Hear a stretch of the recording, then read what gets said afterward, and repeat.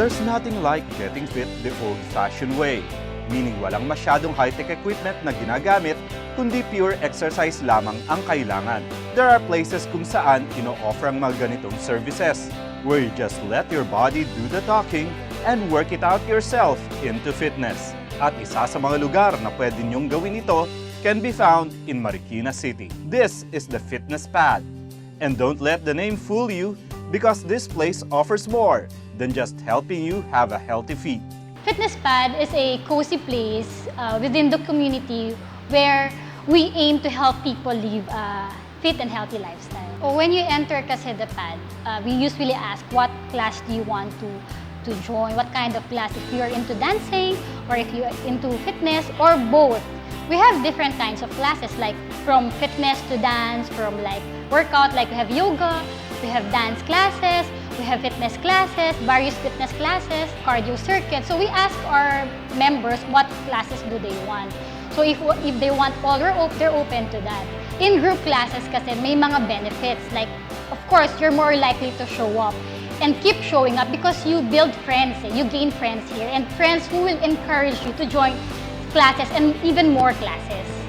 And we are committed to help you live a fit and healthy lifestyle through our various group classes. This could be one of the best ways to make friends dahil maraming programa dito na tutulong sa iyo pati na rin sa kasama mo para sa inyong kalusugan. Here at Fitness Pad, we offer the following classes. We have yoga, Zumba, kids and adults ballet, pole fitness, cardio kickbox, pump up, and the three classes that I conduct personally are boxercise, floor core, and more, and cardio circuit. Boxercise, it was made popular in the UK when we take pride in being the first fitness facility to offer boxercise. Cardio circuit, we target the upper body, lower body, core, and cardio. I normally assign 7 to 10 stations and we do 2 to 3 rounds. Floor core and more, from the name of the class itself, it targets the entire core. The core actually is from the shoulders down to our knees.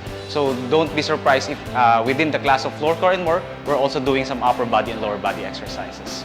So if you like to commit yourself to fitness together with a friend, do give the Fitness Pad a visit.